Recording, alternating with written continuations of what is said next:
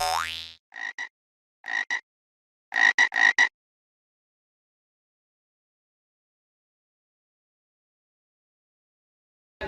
so TMM, the Marketing Meetup, does a lot of good stuff for marketers like us. We have our in real life events. This is Fleet, and So they also run events in Ireland, Barcelona, Toronto, Montreal, Geneva, Tokyo, and of course here in Fleet. I think that there are a couple more. There's like a South American branch opening up. It literally is everywhere.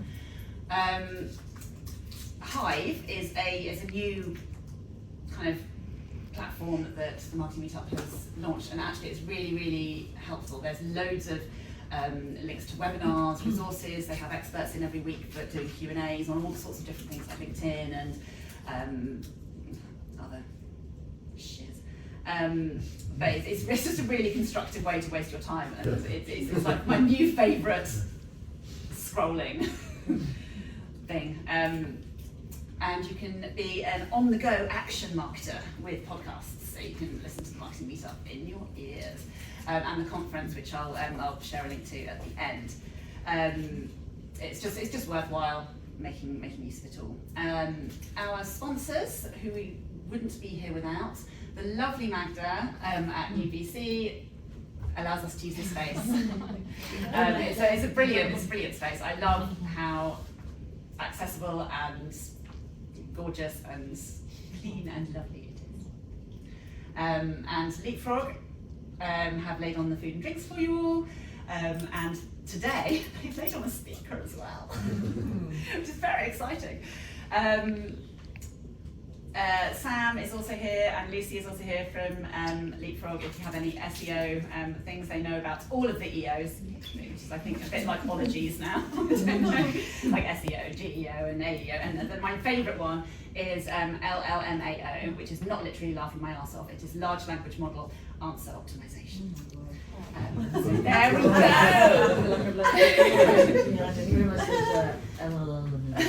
I like to think of it as literally laughing my arse off. Yeah.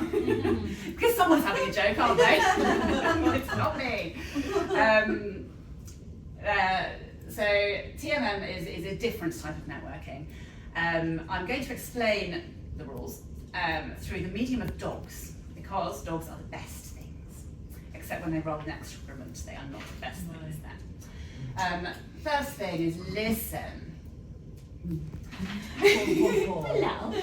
Labradors are a great example. I've never seen anything quite so alert when there's the sound of food being prepped. When you listen with genuine interest, you're rewarded with cool stories and meaningful connections and zero sales pitches, which is a much nicer way to be. This community has the potential to be really, really supportive.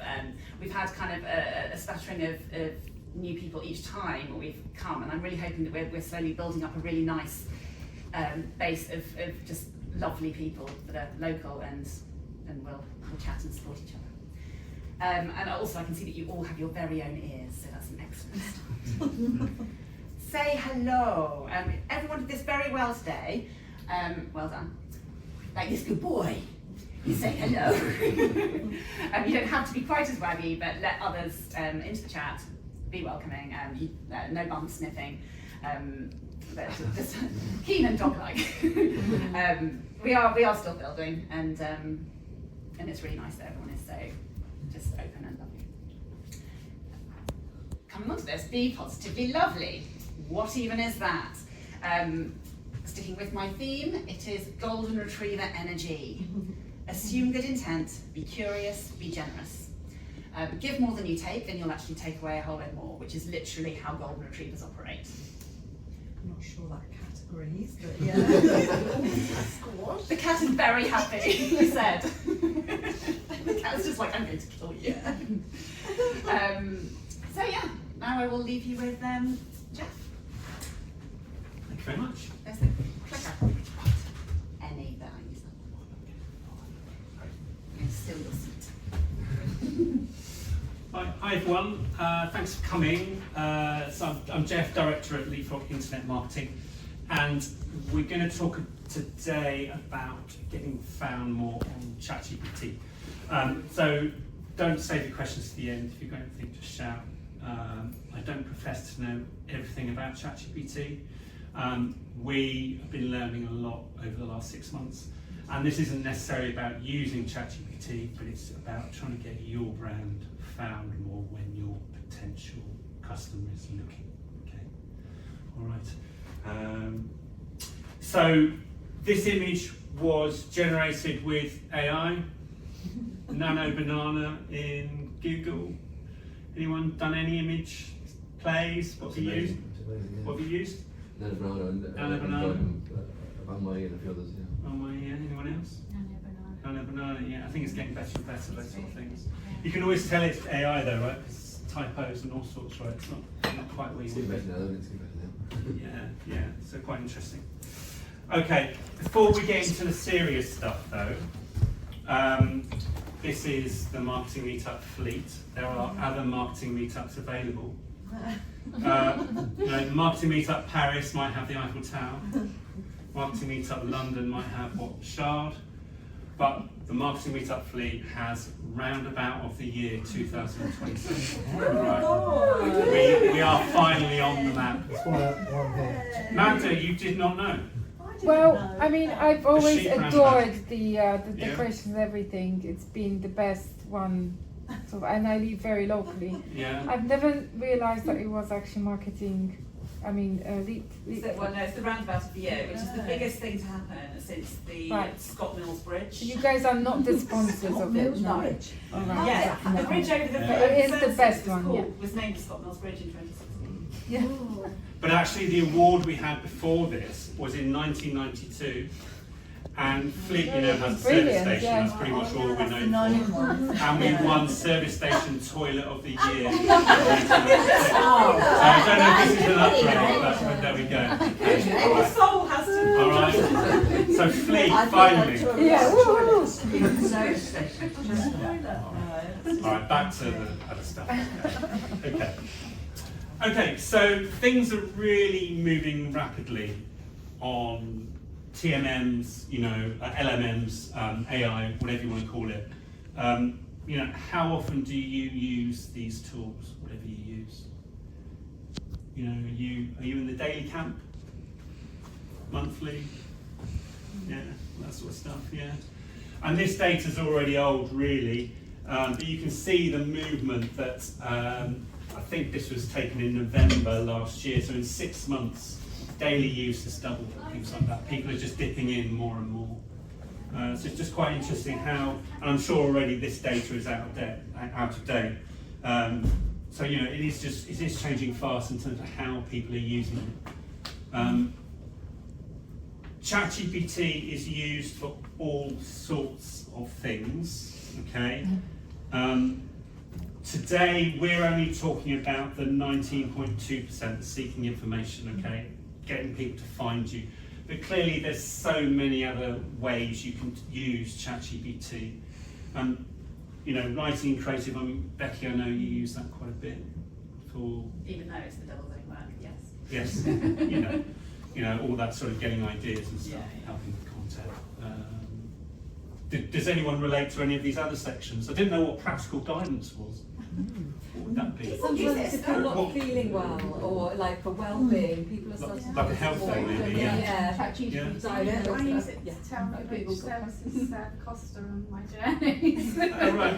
And it's halfway between two destinations. So you wouldn't stop at anyone that didn't have a cost?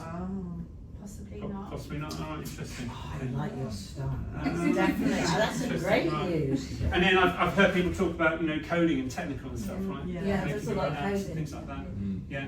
So actually, what I'm really only talking about is this 19%, which is the getting found. It's still obviously there's so many searches, it's still pretty huge. But I just thought it was quite interesting. Okay, so the structure of today is we're going to start with the threat. So we're going to go downhill, doom and gloom. We're then going to look at opportunity. We'll go back up, and then we'll come up with an action plan, which is what you can do going forward. Okay, so that's just kind of the storyline. So we'll start with the threat. The threat really. So this is search share really for informational searches. So those when people are kind of in their research phase, you know, looking around, things like that. So in February 2025, Google had about 73%, and ChatGPT was only 4%. And you know, by August, middle of last year, ChatGPT has zoomed up to about 12.5% already of searches. And I believe I looked at a number recently, and I think that's around the 20% mark now. So 1 in 5 of those search sort of things is ChatGPT. Google's obviously taken the brunt of that in terms of the reduction in Google searches. I'm quite pleased because I've been doing search engine optimization for a long time, and it's just always been Google. 90% has been Google, and I think it's quite refreshing that there is maybe competition in the market finally. I think Google have taken us for granted for quite a while. You've got ChatGPT there. Are there other platforms, AI platforms? I think that wraps up those, but Yeah, okay. I don't know. I think you're right. So yeah, okay. So going back to this, really, it's really saying the same thing. These stats are way out of date. I don't know where they are now, but I can assume that pie that's daily's probably got even bigger, basically. Okay, that's what I'm trying to say. What we find, so in terms of that question there is what do people use? It feels like the lion's share is ChatGPT. Does anyone use Gemini? We used it, yeah. Copilot, that's built into Microsoft a lot, isn't it? Yeah. I've never used Perplexity, anyone? A little bit. A little bit, yeah. Wasn't fond of it. Claude, any others I've never heard of? Did you say, is it Grok or is that an image one? That's more of an image one, yeah. Is that a normal image one? Yeah. That won't be around for long, I think. Yeah. That's really like the dark arts, Elon, isn't it? Elon Musk equivalent, yeah. So Right, wouldn't okay. touch that at the moment. But although we see that, what we're finding on our client reports in terms of stuff arriving on the website, so this is just Google Analytics data, is we're not seeing anything but ChatGPT or very smidgens of Gemini. And I don't know if this is, maybe this is in a law space, and maybe in other spaces people use some of the others more, but we're finding it's predominantly, it's more than that 70% ChatGPT. Anyone seeing that data at all? Or Denise, you want to say something? Oh no, I was just trying to read the graph actually. So that's basically saying This is that- visitors to that the website. From that are coming from ChatGPT Yeah. in each of those months. Yeah. No. I mean, we're still talking fairly low numbers. Yeah. But there's it's nothing- all there's coming nothing from else. ChatGPT, like It's you not said, like, yeah. Is it Yeah. easy to track where they're coming from? Like if they're coming from ChatGPT or if they're coming from Google? Can you measure? In Google Analytics, it's very easy. Is Not it? very easy, but you can do that. It's already in there for Is you. it? And there might be some surprises if you add that filter, because you might already have some traffic you didn't know. So I was going to say, because I know Yeah. that ChatGPT quite often it will have its source there, so you can click on the source and find it. I don't know if others do the same, like Copilot, for example. I think we did a filter on like .ai, and then that normally gets Okay. them. Do you know what I mean? Rather than putting just ChatGPT, keep it more general sort of thing. Yeah.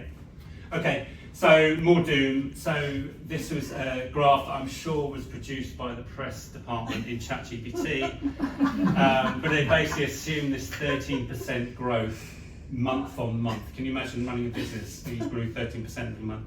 But they're basically saying if ChatGPT kept on growing at that rate, they'd catch up with Google in 4 years in terms of number of searches. But you know, it's clearly growing. Is it biting into people not using Google and now using ChatGPT? We can talk about that in a minute.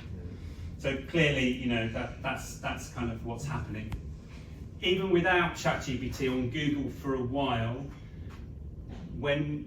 before on Google you would do a search and you would have your list of websites, paid or organic. We've had AI overview for a while, which has been, you know, it's been pushing the websites down, and that's obviously had an impact. So some recent stats. I'm sorry, there's so many stats on this. That's interesting. But if you just take There's just 6 arrows and they're all pointing down. Basically. So the one on the left is basically saying if in that search there is that AI overview, right? Oh. Because not all searches have it. If it is, then basically your click-through rate to your website goes down 65%, right? If it's there but you're actually on it, doesn't matter, you're still going to get a drop. Right, okay. And then I found this one really interesting, which was basically just ignore AI overview. The way Google has changed how it lists websites, even with none of that, you're still getting less click-through rates or less people clicking through to your website without any of Is that that. because it's taken up so much of the page and then the next 20 are sponsored? Yeah, although I found that interesting that even though Google, the paid sponsored is still down, but yeah, I think they've been putting a lot more paid stuff in and really pushing the organic down. Yeah. So what are viewers doing if they're not clicking on here? Where are they? What are they doing? How has the behaviour changed? Yeah. Well, they're not on Google, are they?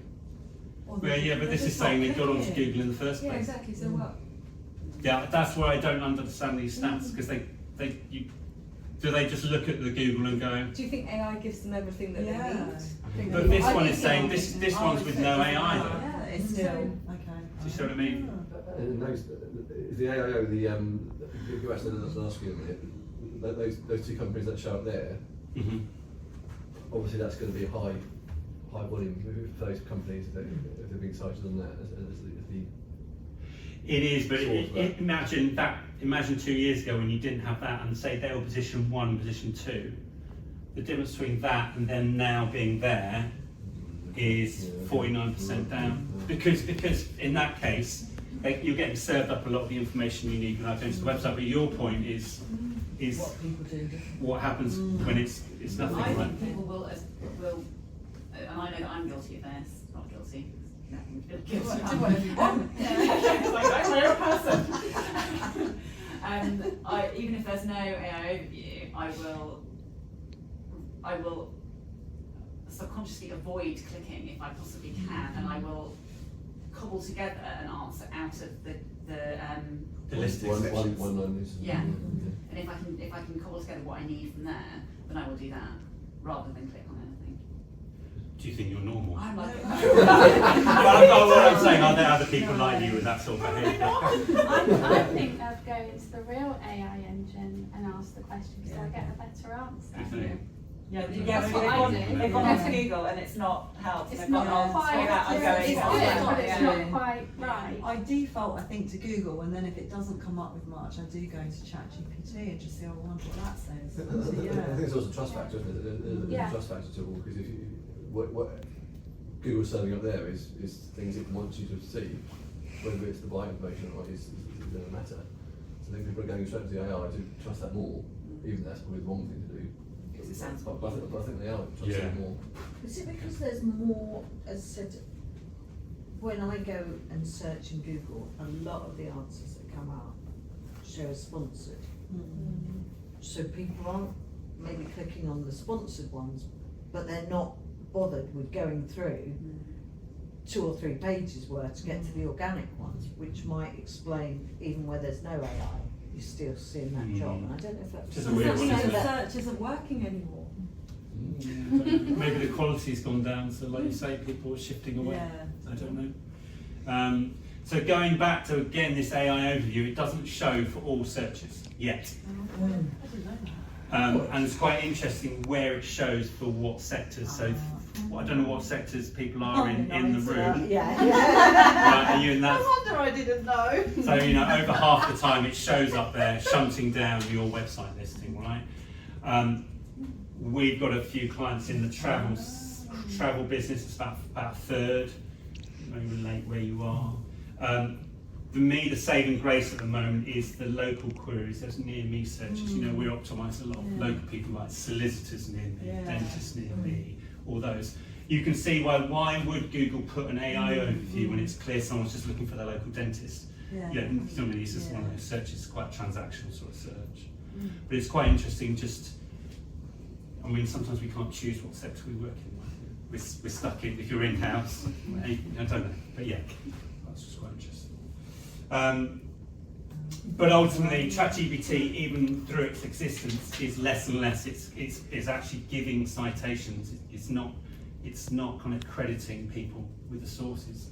A lot of people, a lot of engineers are saying that's partly because they don't actually know where that information is coming from, because they've kind of mashed it together from all these different sources. They can't truly actually reference one website, so they don't reference the website. So I think it's a weird sort of world. But you know, they want you to stay on the platform. So again, not great if it's all about your website and you want to get inquiries of sales off your website. This is very typical for what we're seeing. Okay, so this is year-on-year data from Google Search Console, which is where we get all our rankings data. We'll often work really hard for a client, and in a year on year, for example, the website is up in terms of visibility on Google. We're getting them more, you know, in this case 54%. But normally, in normal times, you would expect that would then correlate to more clicks, right? And it's the opposite way, and it's just the way of the world. The website is just being pushed down lower. It's just not being seen so much because you've got things like AI Overview. So ultimately, a lot of the team, we went to Brighton SEO, which is kind of our SEO conference in October, and there was the t-shirts, I think, said something like RIP clicks or something like that. It was basically saying, you know, are you going to get a click anymore to your website? You know, RIP websites, what's the point of building a website if you're not going to get anyone coming there from certainly from the organic channel? Yeah. And the other thing is in the SEO world, we've always been had loads of data. This is Google Search Console. This is for someone selling business phone systems. You've got loads of keywords. You can go and get your data. It will tell you what your rankings are, your impressions. You've got loads of data. It gives you a real feedback loop, how you're doing. And you can take that data and then you can take more actions on the website. What you do, you know.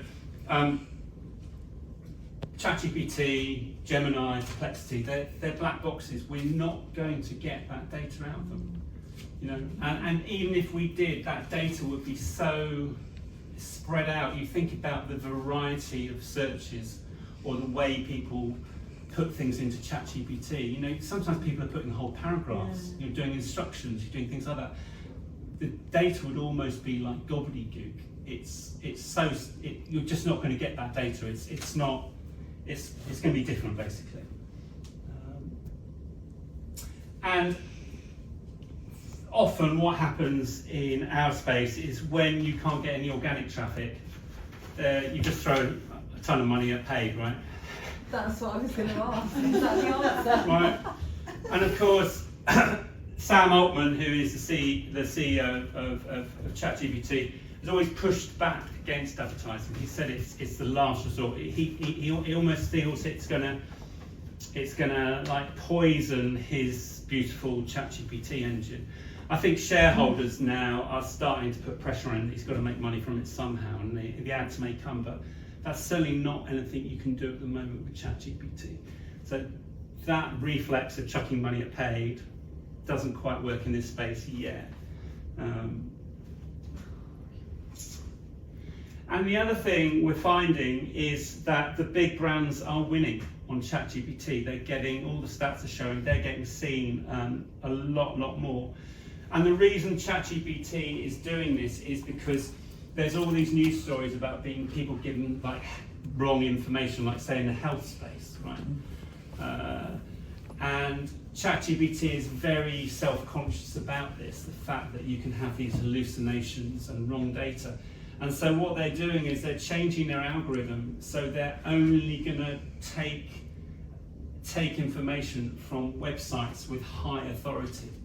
Okay, and that favours the big brands. So what do you do as a smaller brand to get found on ChatGPT? It feels like it's a bit of like David and Goliath a little bit.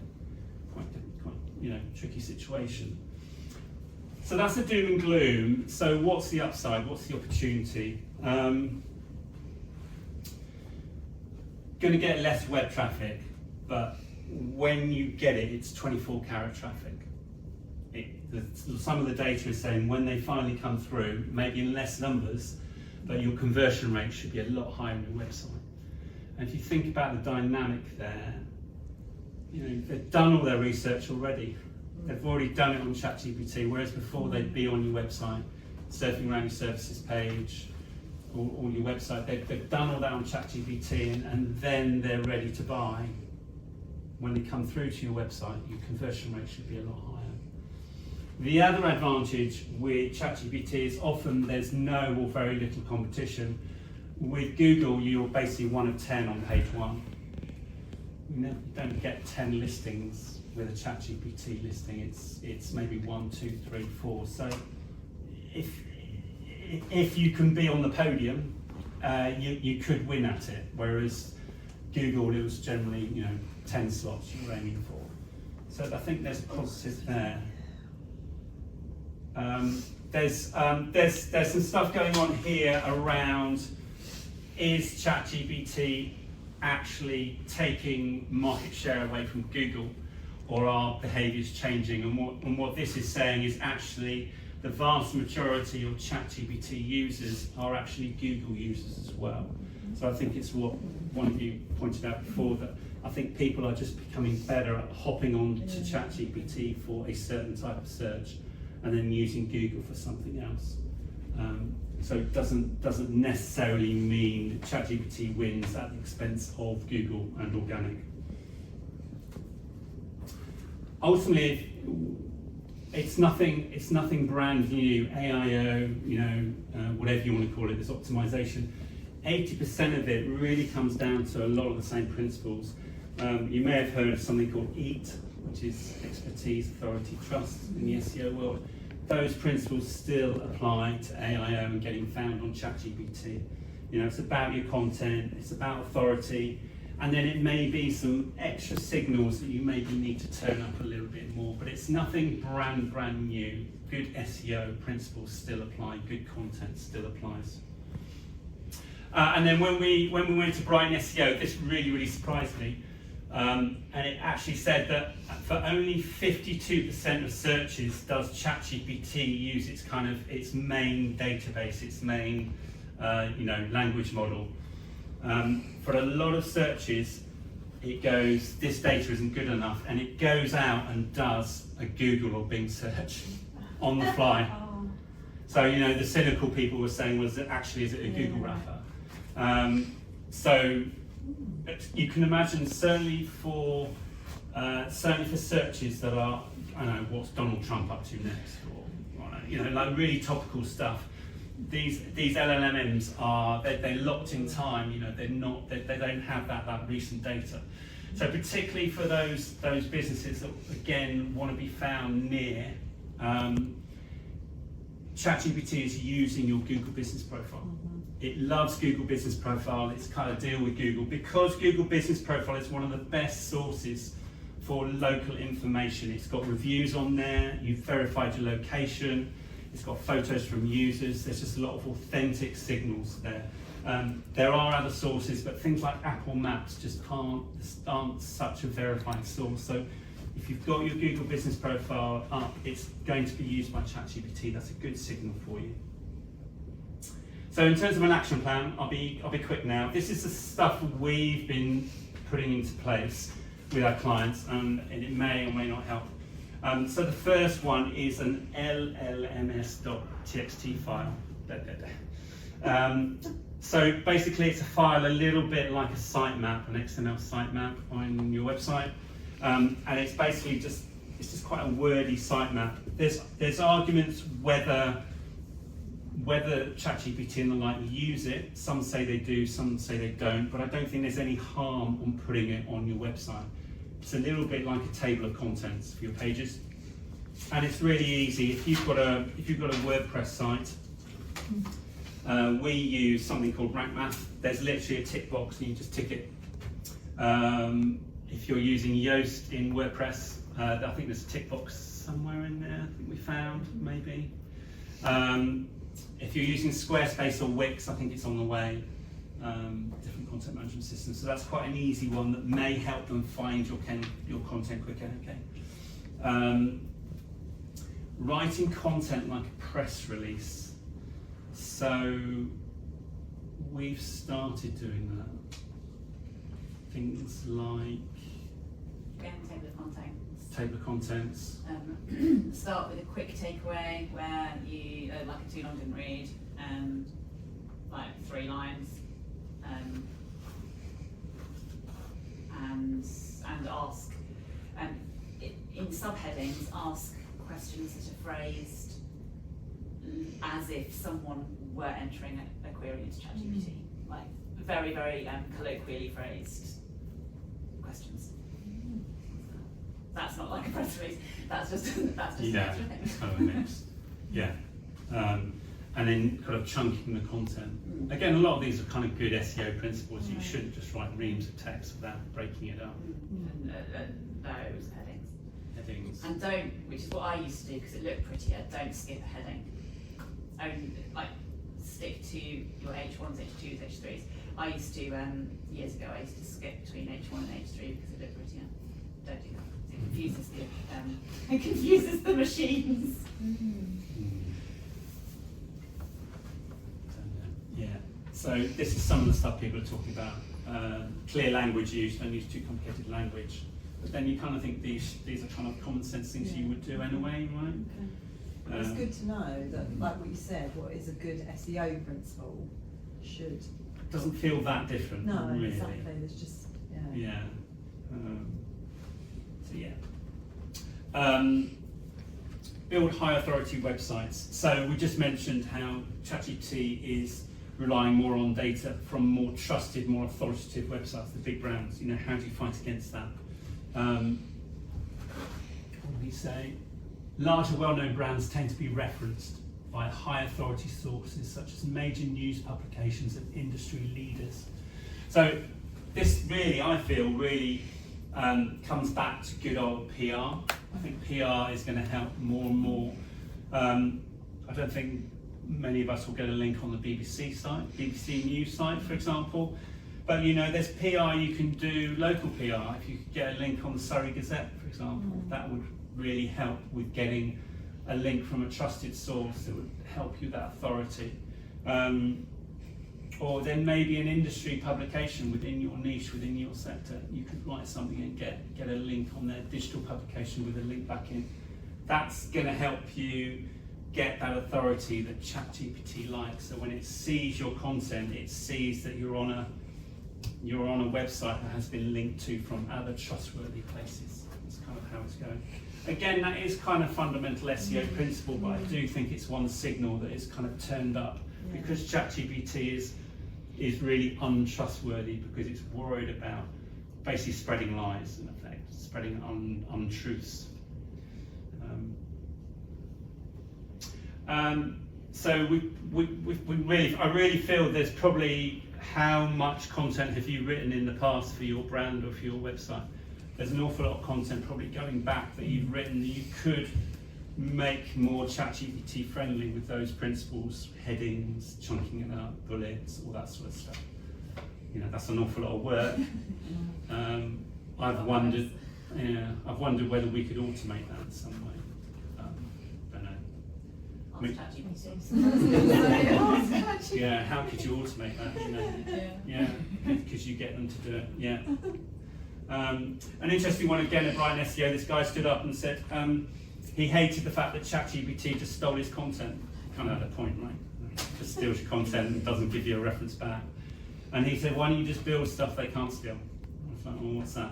He said, well, you know, for example, if you were a mortgage advisor, you would have a mortgage calculator, like a tool on your website, and then that's unstealable at the moment. So they'd have to come to your website to use that tool, and then hopefully you've got them. Or someone in the travel industry, you could have like a travel budget calculator, so it could calculate how much you could afford and what hotel you could afford, and things like that. Tools on your website. Interactive. Something interactive. Some of that is I've just done that similar thing. I wanted to create a calculator for a website, and I went through so many hoops with it. I think thinking what can I use to create a calculator? You know, with all these paid options. And in the end, I used custom GPT to do it. Right. So it's kind of being the object, I guess. But that worked far better than any other thing that I Yeah. found in the market. So Yeah. what do you do? You know? Yeah. Right. Yeah, but you built it now, and now it's yours. Well, kind of. It's still there. By them, I guess. Yeah. Yeah. The data goes to them, doesn't it? Yeah. Yeah. And then I think finally, well, nearly finally, sorry, penultimate, share of voice reporting. So I said before, I think keyword reports are going to be out now. There's just too many different searches people do. But what you can do is feed in a load of things that people will be doing searches for on ChatGPT, and then see basically who pops out. So you do like what you call a share of voice. So for say 50 or 100 different kind of prompts people use. This is in the travel sector. Egypt Escapes is one of our clients. You could then work out how often you popped out compared to the competition, and then obviously that gives you data to try and then improve on. But it is quite general. It's not very specific. And you would integrate that back into your website in the same way that you would have integrated keywords. You're now looking more at kind of the language or phrases. Is that what you're saying? Yeah, Yeah, a little bit okay. more like that. But this is much more top level. This is Yeah. this is taking a trend over say 50 or 100 different prompts, or they're calling SEO keywords. They're saying prompts Yeah. now for Okay. ChatGPT. But again, I think a lot of the SEO tools are struggling to To gather that data. to gather Yeah. that data. Okay. It's yeah, they really are. And then the final one is a thing called schema, which is kind of almost hidden code on your website that they call it structured data that tells Google without having to guess, or ChatGPT, what your content is about. So it could be, for example, like frequently asked questions. The hidden code just says, look, that's a question, that's an answer, that's a question, that's an answer, you know, in a simple term. Or we're a local business, this is our address, this is our postcode, this is our telephone number. There's all sorts of different types of schema. They're saying more and more, the more you can put this into your website, and you can do this with most SEO plugins, to be honest, that's going to improve the chances of ChatGPT understanding your content and then getting you found, basically. Can I ask you a question? How long does that take? So we've implemented schema recently on the Junior website, probably about 6 weeks ago. How long does it take to get better? Found. Well, Well, it's a piece of string. I mean, the problem is there's no magic bullet, right? No. One of 200 different. I mean, Google used to say we have 200 ranking factors. Now they don't even know because it's all machine learning. There's no, it's one of many things you need to do. One person said to me the other day, he said, actually getting found on AI is actually just good marketing. So what do you mean by that? He said, well, it's not SEO anymore. You've got to have you've actually got to get all your marketing lined up. It's looking at your authority, your consistency as your brand, your messaging, PR. everything. That's what it's That's actually looking terribly at. old-fashioned. Yeah, it's looking at the whole thing. You know, it's and in some ways it's good, I think, because it's leaning less on technical and more on that marketing specialty, maybe. That was it. That's really good. Thank you. Any questions? Right. Can we have a PowerPoint afterwards? You can do Yeah. Something like that, if you can. Yeah. Send it in. Yeah, make it somewhere. in an easy. Because it's interesting looking at all the stats. And you can't Yeah. write them down. No. Although I think they're all out of date. They're basically. they're probably out of date from yesterday. But yeah, it changes so quickly. Thank you. Changes so quickly.